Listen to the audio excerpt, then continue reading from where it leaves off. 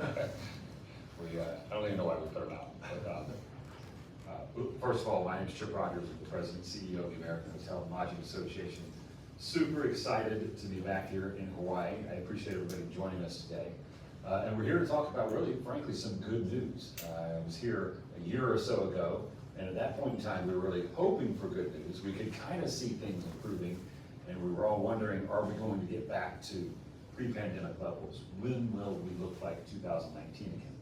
You know, the interesting thing is the industry as a whole, I don't know that it will ever look like 2019 again, but from a revenue standpoint, both leisure travel and business travel, particularly to Hawaii, by the end of this year, you're going to be back to those same levels of 2019. And that's good news because we have an ability as an industry to create jobs, create wealth, create opportunities for people. And those things are in a better place today than they've ever been before.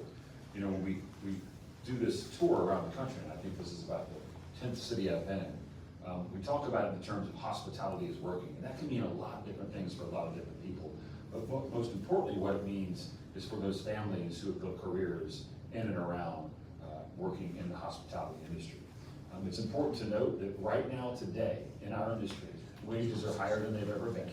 Benefits are better than they've ever been. Flexibility is better than it's ever been.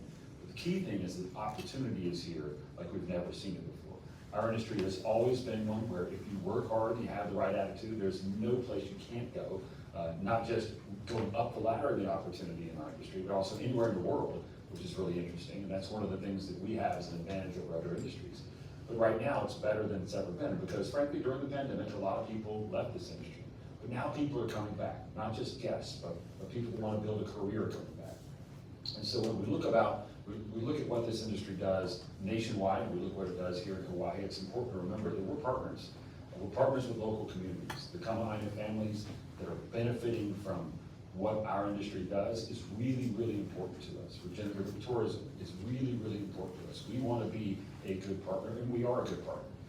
So the message today is that hospitality is working, travel is back, it's being done in a responsible way, and it has a positive impact all across this country, but in particular here in Hawaii.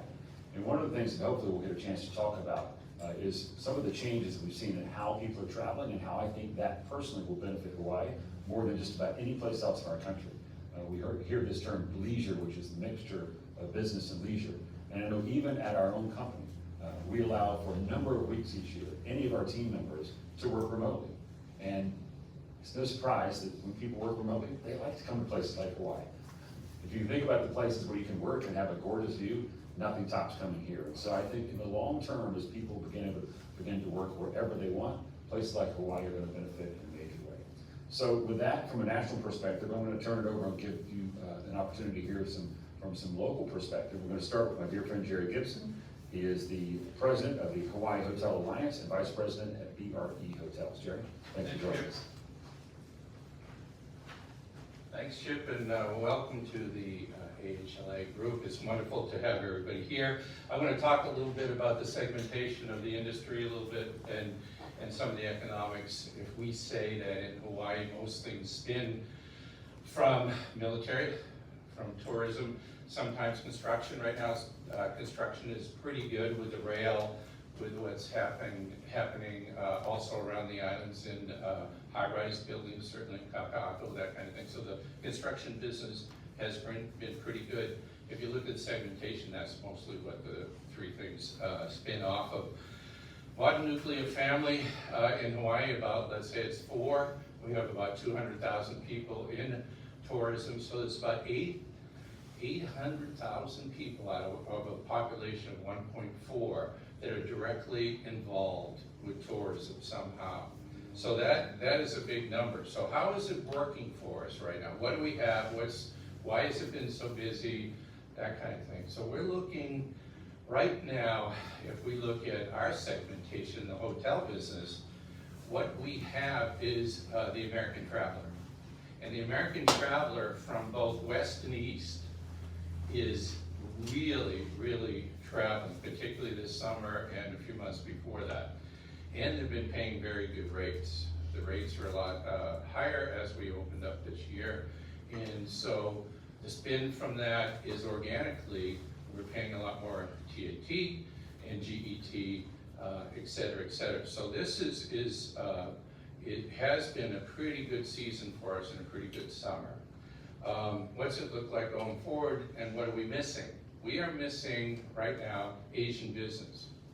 In our hotels on Oahu, that business can be from 18 to 22%.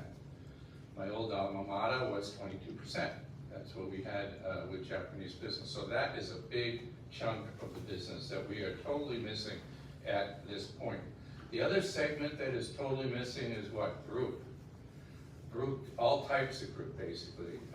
The big one that we're missing that fills hotels and does citywides from the convention center, et cetera, is association business. The challenge with association business is that it books out 3 to 5 years ahead. So none of that has been rebooked or very little of that has been rebooked going forward. So we're missing that type of business. We're missing some corporate travel. It just hasn't quite booked yet. I think, as Jeff would tell you, that we're getting the sites. People coming in, they're looking at us, that kind of thing. But those are the segments that we don't have. So we're dealing with a lot of pent-up demand. A lot of people have been working home, want to get out of the house, that kind of thing. And that's kind of where we are to date. There's a little danger, I think, ahead if we're looking at the pace, that kind of stuff. I think it's slowing down just a little bit. Look at the stock market yesterday. Dow down 1,200. NASDAQ down, I think, 650 or something like that. That's a chunk. That's a chunk out of people's. A lot of people look at it every day and say, am I going to travel now or what? But we're still chugging ahead. We're still going to be okay. What is it like for someone working here? Let's take a barista or something, or a job similar to that. What does a barista do, right? They make coffee, and they work in usually a Starbucks type environment or something like that. And so our hotels pay an average of about $23 an hour for a barista. Pretty good. So with that $23 an hour, there's a benefit load of about 60%, right? So what is that? That's medical, that's dental, that's vacation, etc. With that, also, a barista will get tips. So that could be from $25 to $75 a day, depending on what kind of volume you have, etc. So this job keeps getting a little better and better with all the benefits. Hotels, usually, most hotels give their team members at least 12 nights free a year. Most of the flags do that, so that adds to the benefit, particularly now where hotels across the nation, across the world really, have gotten more expensive, so that benefit is a little more valuable. You have a meal in the hotel, say out of 365 days, you work 260. The meal is worth $10, that's $2,600 added to your paycheck with the tips, etc. And then a lot of the hotels offer a pension as well. Pensions are unheard of for a lot of the companies worldwide now, but a lot of the hotel companies still offer pensions. So this job gets to be, from just in wage around $43,000 to $45,000. It goes to about 60 something with tips, and then the benefits on top of that to that job. So when I hear that, the hotels, you hear it from some politicians and some others that the hotel jobs aren't great paying jobs, I kind of scratch my head sometimes and say, wow, if comparatively, they're very, very good jobs. So I just kind of wanted to go through that. And one other thing that's happening in Hawaii, and why there's so many jobs too, is you gotta think we have an aging workforce, right? There's a lot of silver hair around in the hotels right now. And that's Outer Island as well as here on Oahu. So that's a challenge for us in the future. So I think just to kind of recap everything, put it back all together, we're looking for people. There's some great jobs. I'm a product of starting at the beginning. I started from the airport, from Honolulu International, at the time, with a one-way ticket, $250. I walked over to my first job, which was the Airport Ramada Inn. I left my bags outside. It was a one-person HR office. I could see the person in the window. I walked in, and at first I had read the 3 jobs that they had. One was a steward. I didn't know what that was. One was a housekeeper. My mother would tell me never take that job because I wasn't very good at that. And the third was a host in the dining room. So I walked in and I told the HR person I would be the best host in the dining room she ever had. And she started laughing because she knew I just got here about 10 minutes ago. Anyway, I started there, and that was the beginning of a great hotel career. But anyone can do that. Anyone can do that and come in. It takes a while to go through the steps, it takes a while to go through the jobs, but you can keep moving up in the hotel business. It's a great beginning, and it's great later years too. So thank you. Thank you everybody for your time. Thank you, Jerry. I love hearing that story every time you tell it. It's just amazing. I've actually repeated that to a number of people. Interestingly enough, we were having dinner last night at a hotel just down the beach here, and one of the very nice people that we were working with, she'd been at the hotel for 35 years. Her husband had been at the hotel working there as bartender for 33 years, and they got married in that hotel 29 years ago. And to Jerry's point, there's a lot of people in this community who build their lives around this and build a pretty wonderful life too. This is obviously a very nice place to live, but they love that hotel and they love being part of that hotel family, and we need more stories like that. The opportunity is there, which is really a large part of what the message is today. But we can't do this alone. The hotel industry in and of itself does a wonderful job creating that opportunity, but it's in partnership with elected officials who support our industry that we flourish. And so today I'm very honored to bring up to the podium Representative Sylvia Lute. She is the House Chair on the Committee on Finance and a great partner with us in our industry. And thank you, Representative Lute, for all that you do.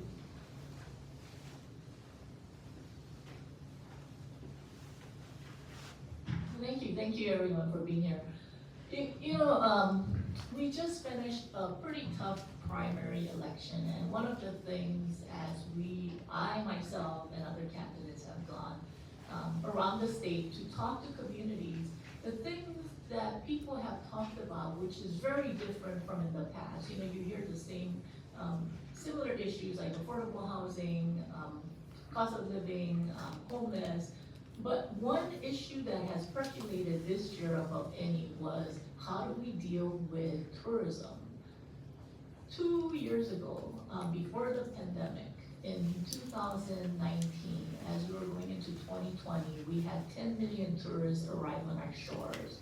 And since then, individuals had discussions about whether 10 million was enough or whether 10 million was too much, and there was some discussion. And when the economy and the state shut down, people recognize that, hey, you know what, maybe there is a different way to do it. Maybe the type of tourist or regenerative tourist, we need to have that conversation. So I'm very thankful for the Lodging Association and both Jerry and Jeff to be a partner as we go through this discussion.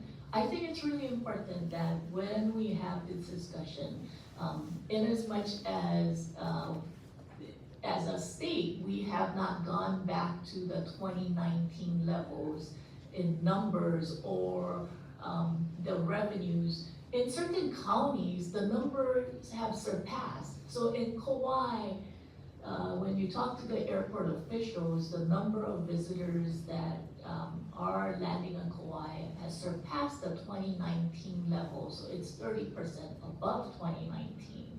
And in Maui, you hear of the lines at the airport.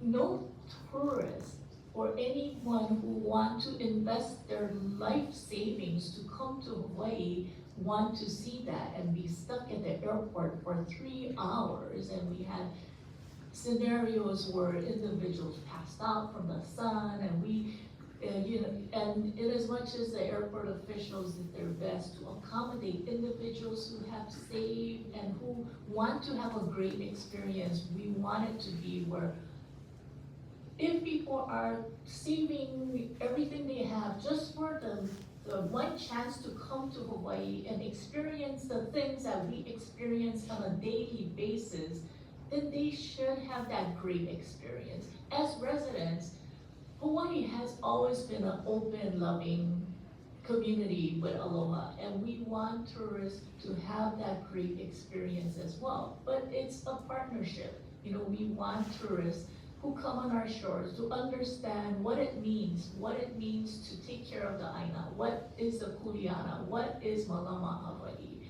and what is malamai, our land. And so there has to be a lot of education. I think what is terrific is that as we go through these discussions, there are different ideas that are growing, and communities are engaging through the destination management plan. Even on Lanai, a small community of 3,700, they got together and looked at what is a destination management. I think not just the state, the counties have to play a big role. So the counties, every county has committed to cracking down on short-term rentals, because as more tourists come to the islands, where if every county does what Maui County has done, which is to limit the number of hotels that will be built, or put prohibition on the construction of new hotels, where are individuals gonna go? The only way is for these individuals to resort to illegal rentals. So what we need to do is work with our counties to make sure that they abide and they uphold the laws and ordinances that they have created for the benefit of the state. They have to crack down on short-term rentals, and we have to be partner in making sure that those things happen. And then have a bigger plan of, if these are the number of tourists, and do an estimate of how many tourists will arrive, and then make sure that they have a great experience, and make sure that they stay in a hotel in a resort area, and give them the Hawaii experience that they want. So that in the future, what are we looking at? We're gonna have individuals who save their life savings to come here. That might be a one-time. But then how do we get these individuals to come back, and for them to understand what Hawaii is all about? Why is it special? And the next time they come back, they will have that appreciation, and be a good partner to our community. So, you know, we wanna thank the Lodging Association, and, you know, we just wanna thank on behalf of the state for that continued discussion. I think some areas will be very difficult discussion, because, you know, some areas, you know, some communities will not want any tourist activities. And how do we get people out of Lanikai? And how do we get people out of certain areas? And how do we educate tourists to make sure that, you know, they shouldn't go in certain communities? And if we're asking our communities to be a host to tourism, we have to do a better job in education, and we have to do a better job in having a plan altogether. So thank you guys for having this conversation, and you know, having a path forward for the state. So mahalo.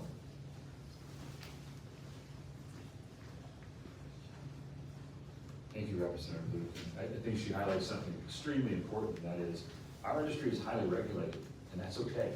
We believe in regenerative tourism. But the only way for an industry to make sure that it's having a positive impact and not a negative impact is to truly understand the industry, how to be a regulated industry like hotels are, that create jobs and create opportunities. I can't imagine anyone ever uttered the statement, I built a great career working on an illegal short-term rental. It doesn't exist, right? But you can do that right here in this industry. We've been talking about that today, and we are part of the solution in working with the state and working with the counties. We want to make sure that when tourists come to Hawaii, they have very positive experience, and that they're not interrupting the daily lives of the people in local communities outside of the tourism district, which I know has become a major pain point for many people here in Hawaii, and it should be. This is a beautiful hotel, and I want to introduce Jeff Wagner, a good friend of mine, serves on the AHLA Board of Directors. Jeff runs this hotel for the Operator Hospitality Group. He's the president and chief executive officer, and it's just gorgeous, Jeff. So thanks for all that you do, and welcome to the podium. Aloha, and really great to be here to spend time with everyone this morning. You know, I love this discussion. And when you think about the pandemic that we just went through and the reflection that we all had during that time, the discussion that occurred here in Hawaii related to tourism, Sylvia, you said it well. We talked about regenerative tourism and sustainable tourism, and there's all this discussion going around related to our business today.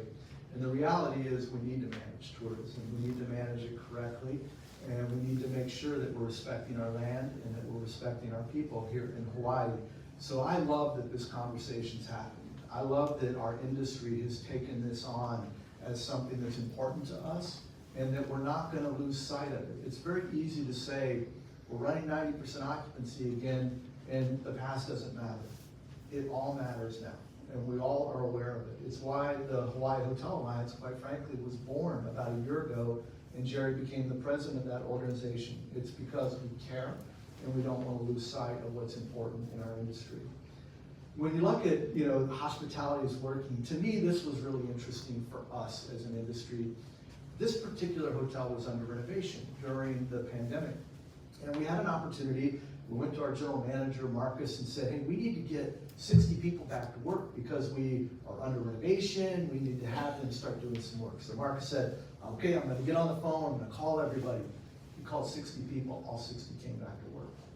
You have not heard that around the country. You've heard people looking, scouring for employees, trying to find hosts to come back to work. In Hawaii, these employees passionately care about this industry and being a partner to this industry. Jerry mentioned his story. I started as a front desk clerk working at 11 at night till 7 in the morning. I'm gonna date myself a little bit, making $3.35 an hour. And I worked in 14 different hotels. And I tell a story about, I used to work the 3 to 11 shift at night. And when the 11 to 7 person didn't show up, my hand went up and I said, I will take that. I want that shift. I was going to become recognized in this industry, not because I was the smartest guy or went to a hotel school and came out as an educated hotelier.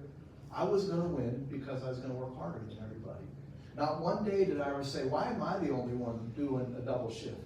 I loved it. That was my secret sauce. That's how I became what I became in this industry. I worked in 14 different hotels, ended up in several corporate roles before I became the CEO here at Outrigger. I love this industry. I'm incredibly passionate about the opportunity that exists for people. And when you see this hospitality is working, or the hotel business can create those careers for people that really are meaningful. Not every single person does this. Some people want to be in their role for 35 or 40 years, as Chip indicated. And then there's others who want to try to grow in the industry. It's a valuable industry, and it really, when you think about what happens here in Hawaii, 49% of the people that graduate from high school in Hawaii don't leave the island. They may go to community college, they may end up going to UH, or they may go right into the workforce, 49%. So this laboratory that we have with resorts all over the state become a tremendous opportunity for every single resident that comes out of high school or that's looking for some type of new career here in hospitality. So thank you for being here today. We appreciate it. Chip, the American Hotel and Lodging Association, has been an incredible supporter of our industry as well as Hawaii. They're out there day in and day out working on our behalf, and we appreciate that very much, Chip. So thank you for having us. Hey, Jeff. Any questions?